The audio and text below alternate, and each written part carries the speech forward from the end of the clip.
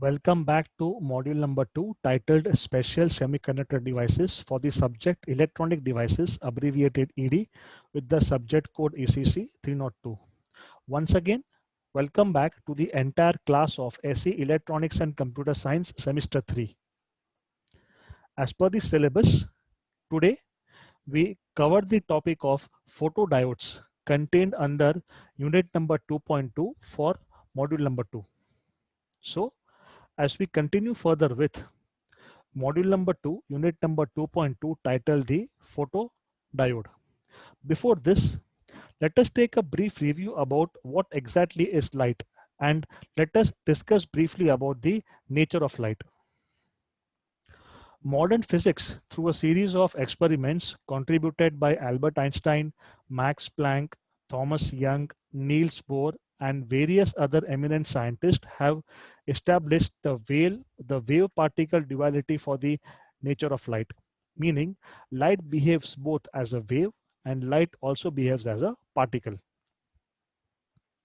The photoelectric effect discovered by Albert Einstein, because of which he was awarded the Nobel Prize in Physics, shows that light behaves as a particle. While in the year 1801, Thomas Young performed the two-slit experiment, which also demonstrated that light behaves as a wave as it satisfies several properties of waves, such as in this case reflection, refraction, diffraction, interference, etc. On this particular slide, on one hand, you can see a ultraviolet radiation source that emits a beam of UV light over a metal surface, releasing a stream of electrons in the process. This is nothing but the photoelectric effect, which shows that light behaves as a particle.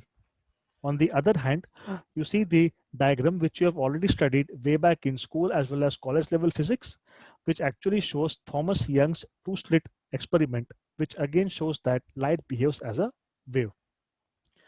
Going a bit deeper into the photoelectric effect, because photodiodes are somewhere connected to the photoelectric effect, this figure actually shows the light matter interaction in which incident light energy, and as we know that light contains photons, it is bombarded over a material surface. The circles shown in green represent nuclei. They contain protons as well as neutrons, while the circles shown in red actually represent electrons.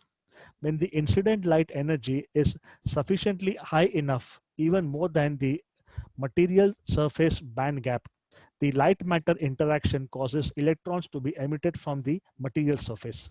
This is called as the photoelectric effect. Due to several constraints or due to several limitations, it is not possible for us to go deeper into the physics of the photoelectric effect.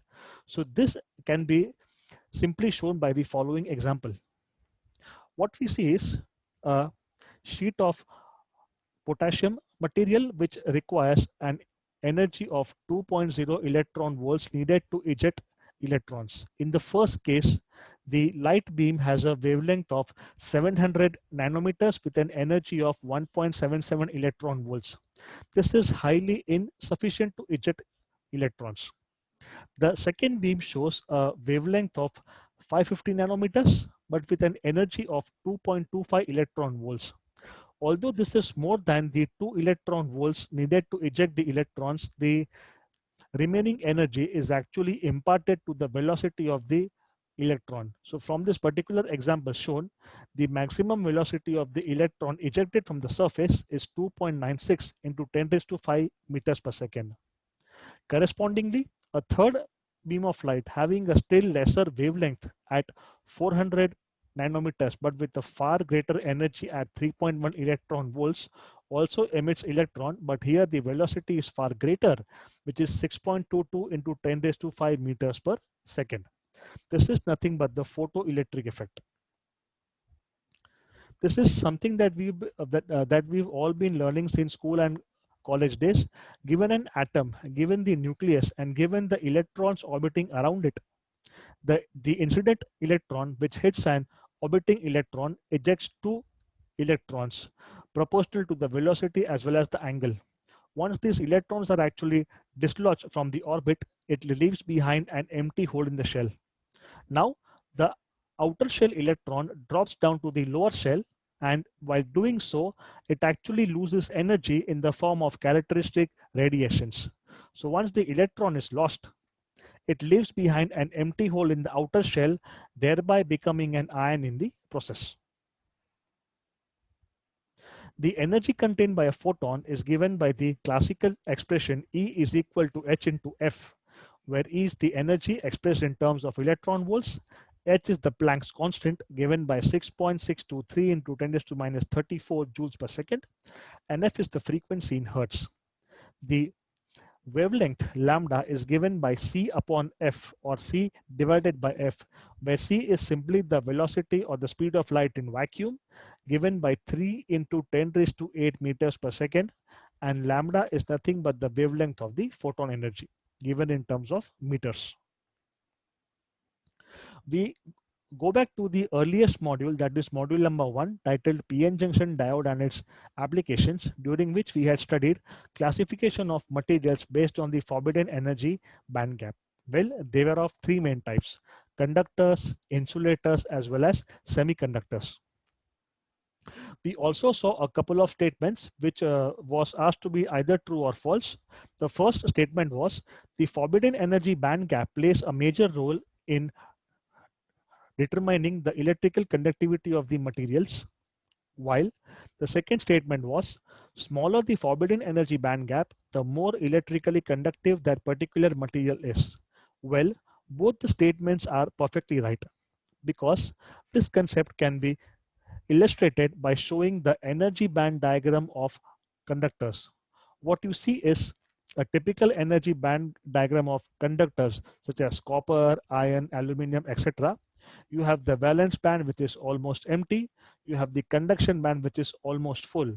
And yes, the conduction band and the valence band both overlap each other, so there is no forbidden energy band gap between them.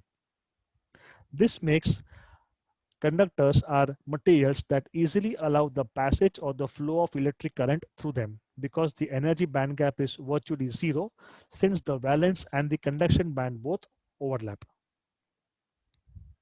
Conversely, if we see the energy band diagram of, say, insulators, examples are wood, paper, glass, plastic, asbestos, mica, etc. What we observe is the valence band is completely full, while the conduction band is completely empty. The forbidden energy band gap between the conduction band and the valence band is also very large. The typical value is around 10 to 12 electron volts. Due to this, electrons really find it difficult to cross this huge forbidden energy gap and to jump from the valence band into the conduction band.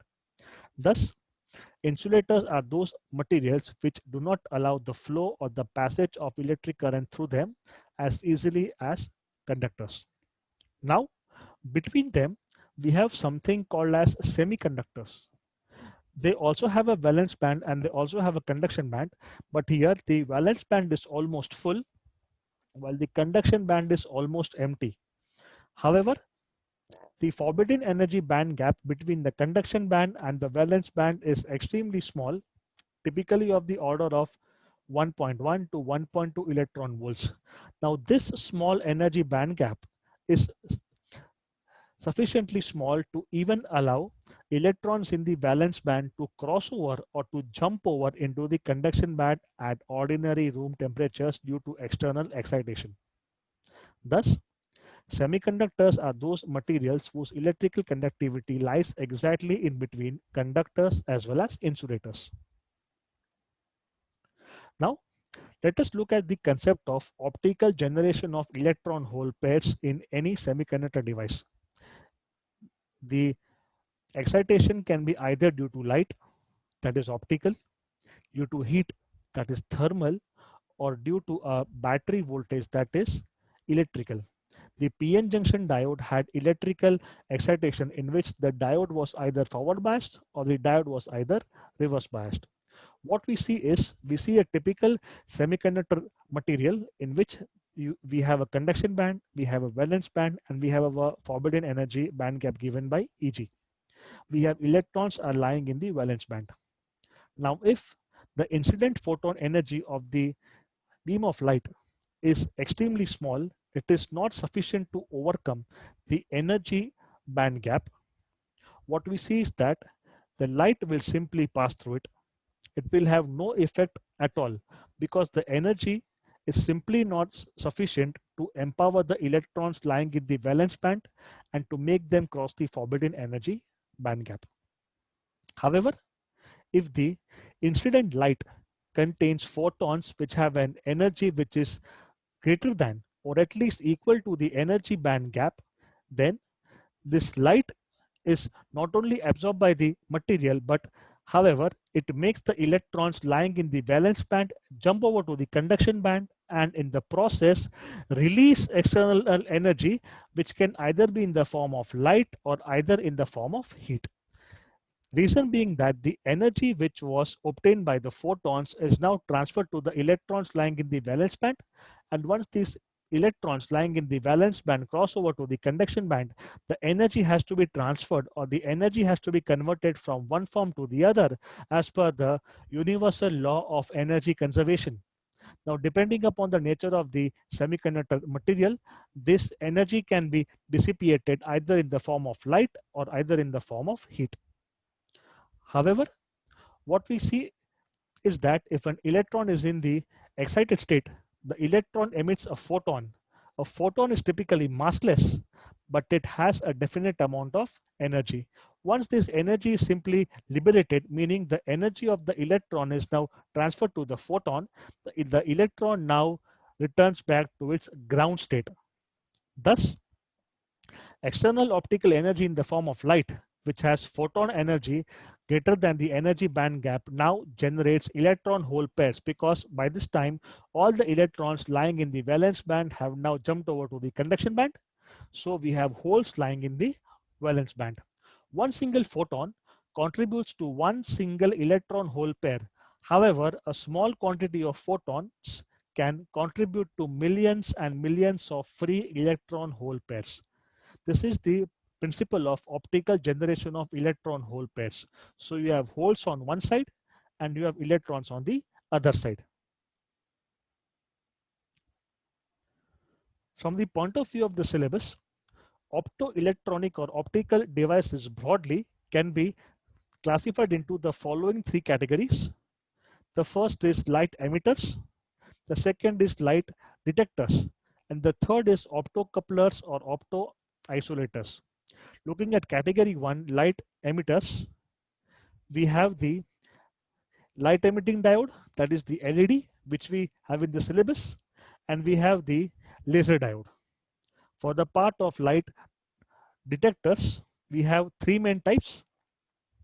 The first one is the photodiode, which we are currently covering now. The second is the photo transistor, and the third is solar cells. The part of solar cells was already covered in the previous video lecture session. So today, our focus will be completely upon the photodiodes. The photodiode structure or the photodiode construction is very much similar to a typical solar cell. We have a typical N-type region that's heavily doped, and above it we have a P-type region that is diffused or grown upon it. The interface of the P-type and the N-type region forms the PN junction. The N-type region is completely covered by a metallic plate which is serving as the cathode or the bottommost terminal, while at the P-type region we have a single terminal connected to it which forms the anode.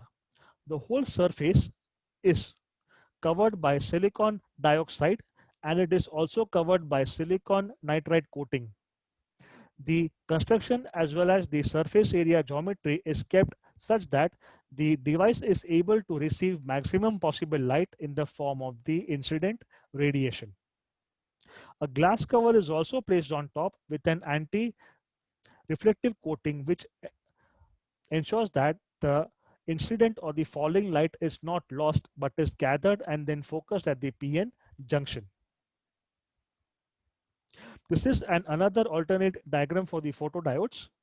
The anode terminal is kept typically smaller so as to not to disturb the surface area geometry, due to which maximum light can be incident and it can reach the depletion layer.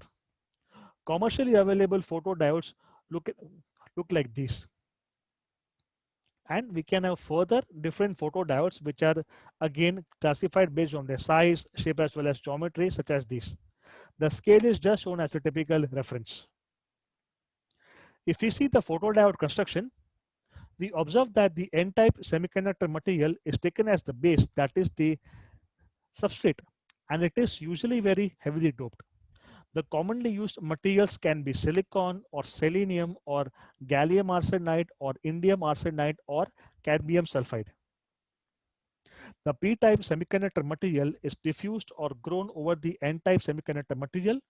It is not only thin in size, but it is also slightly lightly doped as compared to the n-type material. The metallic contact to the p-type material and its thickness is kept such that the incident light, that is the photons, have a large surface area to reach the PN junction. That is why in majority of photodiodes as well as solar cells, the p-type or the p-type material is kept usually thin or slightly uh, lesser doped so that the incident light is able to reach the PN junction. To achieve this, the outer ring contacts are used as the anode terminal, whereas the cathode terminal is directly connected to the n-type material. Metals are used for this. The most common metals are gold, platinum, or silver, but to keep the cost down, aluminum can also be used. While gold, silver, and platinum give the advantage of an excellent electrical conductivity, drawback is that the fabrication process also becomes very, very high, and these materials inherently are also extremely expensive. So aluminum serves as a very cheap and a alternative option. During the construction as well as fabrication, efforts are made to ensure that the surface area is perpendicular to the incident light, and that is to be maximally optimizing it. The glass layer is coated with an anti-reflective coating to prevent the loss of the incident light rays on the photodiode surface, which thereby is increasing the absorption. The photodiode is symbolically represented by an ordinary PN junction diode, but it has two arrows pointing inwards, which indicate that the incident light is falling on the device for its normal operation. In terms of the working or in terms of the operation, the photodiode works exactly similar to a solar cell, and it is also working on the principle of optically generated electron hole pairs, which we just discovered some time back. From the examination point of view, this is the diagram that is expected to be drawn. It shows the p-type as well as the n-type materials. You show the incident light energy onto it. The p-type material is made thinner and the doping is kept less so that the photons reach the PN junction, and here at the PN junction they then release or they generate electron hole pairs. Due to the presence of the electric field inside the device, the holes are crossed over to the p-type material, whereas the electrons are diffused into the n-type material. So we have an accumulation of positive charge due to holes at the anode or towards the p-type material, while we have the accumulation of negative charge in the form of electrons near the cathode or towards the n-type material. The photodiode works in two main modes of operation. One is the photoconductive mode and the other is the photovoltaic mode. We'll be seeing these two modes later on. A typical circuit can be connecting an external resistor R with a reverse bias battery voltage source Vs. Since we have the generation of minority carriers due to the incident light energy, any increase in the incident light energy will cause a further generation of minority carriers, thereby increasing the reverse bias current through the device. Looking at the operation, the incident light energy in the form of sunlight is directed towards the PN junction through the glass layer and the lightly doped p-type semiconductor material. The photons reaching the PN junction will disturb the entire thermal equilibrium, striking neutral atoms in and around the depletion region of the layer. The photons generate electron-hole pairs in and around the depletion region or the layer since they are having a very high energy. The free electrons under the effects of the electric field of the depletion layer or the depletion region move towards the n-type semiconductor material. The free holes generated on account of the electron hole pairs under the effect of the electric field of the depletion layer now move towards the p-type semiconductor material. The negative charge on the side of the p-type material near the p-n junction repels the electrons and pushes them into the n-type material. Similarly, the positive charge on the side of the n-type material near the p-n junction repels the holes and pushes them into the p-type material. The negative charges, that is the electrons, accumulate in the n-type material, and the positive charges, that is the holes, accumulate in the p-type material. The increased photons due to the increased incident light generates further electron hole pairs in and around the entire depletion layer. And under the effects of the electric field, more and more free electron and holes enter the n-type and the p-type materials, and due to further accumulation of these electric charges, the electric potential also will increase, and this is called as nothing but the photo generation of charge carriers. Keep in mind, all of them are minority charge carriers. The potential difference or the voltage developed across the anode and the cathode terminals is called as the open circuit voltage, that is VOC, which is exactly similar to that of the solar cells. The photodiode has two operating modes as we just discussed some time back. The first is the photovoltaic mode of the operation. Under this mode, the photovoltaic mode, that is under zero bias, the photocurrent flows out of the anode through a short circuit to the cathode.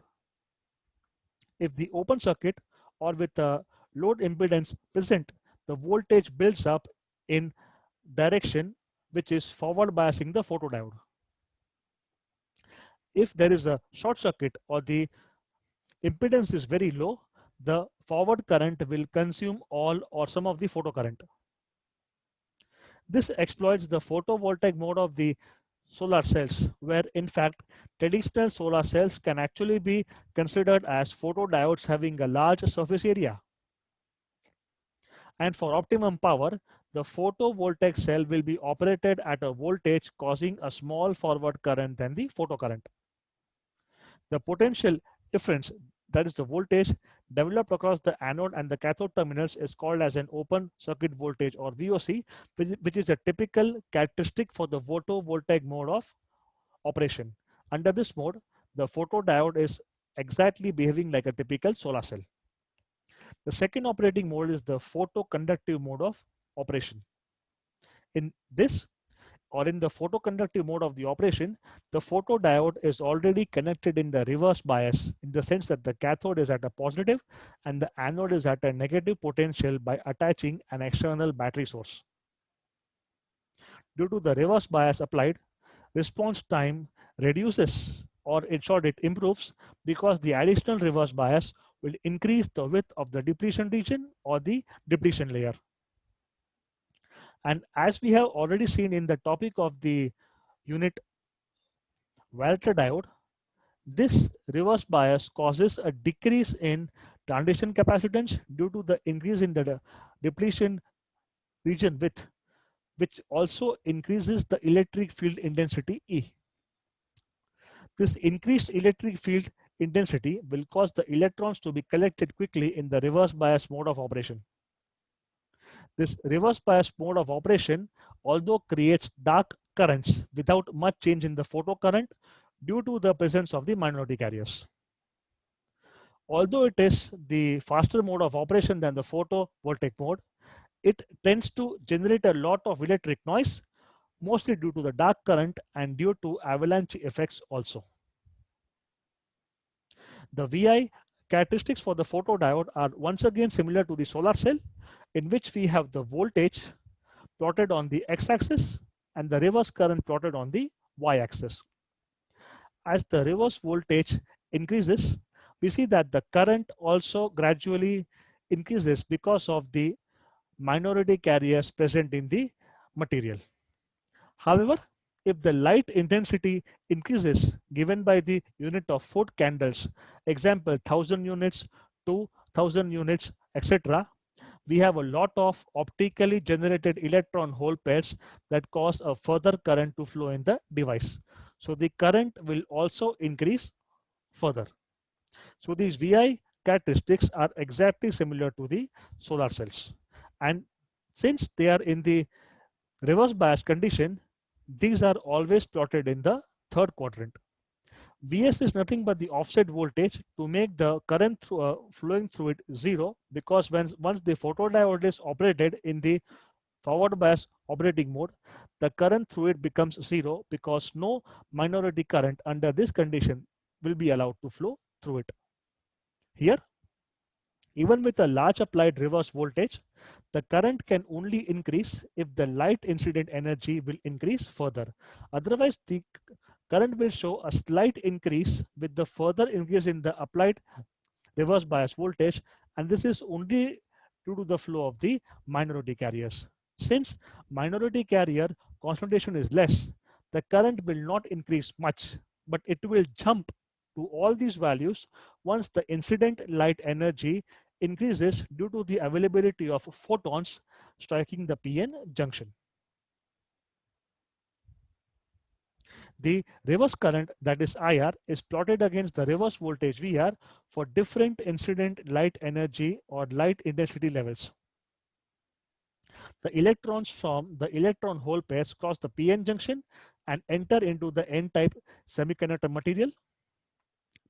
The holes from the electron hole pairs cross the PN junction and enter into the P-type semiconductor material. This causes minority carrier current flow, which is opposite in direction to the flow of the conventional current in a PN junction. Hence, reverse current flows in the solar cell. The magnitude increases with the increase in the incident light intensity, also called as the luminosity. The dark current is due to the already present minority carriers in the device in the absence of any external incident light.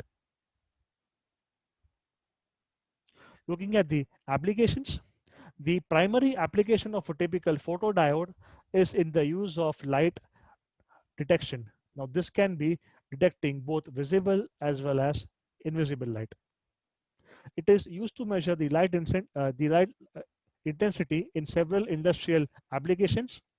It is used in consumer electronics such as compact disc, that is CD players, smoke detectors, burglar alarms, digital cameras, and so on. It is used in medical applications such as the pulse oximeter, and also in the detectors used for computerized tomography. It is used as a sensor or as the receiver in optical fiber communications.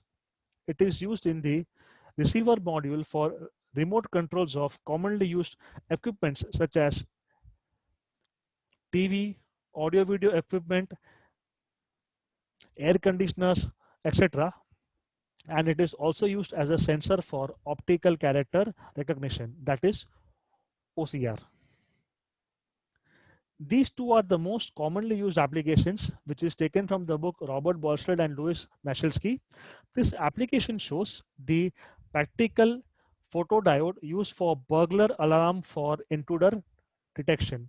What we see is we have a doorway frame, we have a light source, it could be a LED or even a bulb placed at one end, and we have a photo detector placed on the exactly opposite side. The beam follows a line of sight or an LOS propagation. To make the beam invisible to the intruder, infrared LEDs are commonly used. So once the light beam is cut, the voltage across the photodiode can be either on and off, and we can have a signal conditioning circuit to pick up this voltage and then sound the alarm. An exactly similar principle is used for object detection as well as counting. The same assembly, which contains a light source generating a light beam, focused in a line of sight path to a photodiode detector. But here, compared to a doorway frame, we have a typical conveyor belt. So as objects pass over the conveyor belt, these objects need to be opaque. They cut the light beam, and with the photodiode detector detecting a fall or the rise in the voltage, we can have the appropriate signal conditioning circuit to just count the pulses. As more and more objects pass, we have the light beam being cut multiple times. So we have a signal being generated across the photodiode device. This is taken from the book Electronic Devices and Circuit Theory by the authors Robert Bolstad and Louis Mashalsky. These two practical applications complete the module of photodiodes as well as its structure, construction, description, operation, characteristics, as well as the applications. The list of textbooks, the list of reference books, and the list of the website and the online resource materials stays exactly the same. That will be all for today. Thank you very much.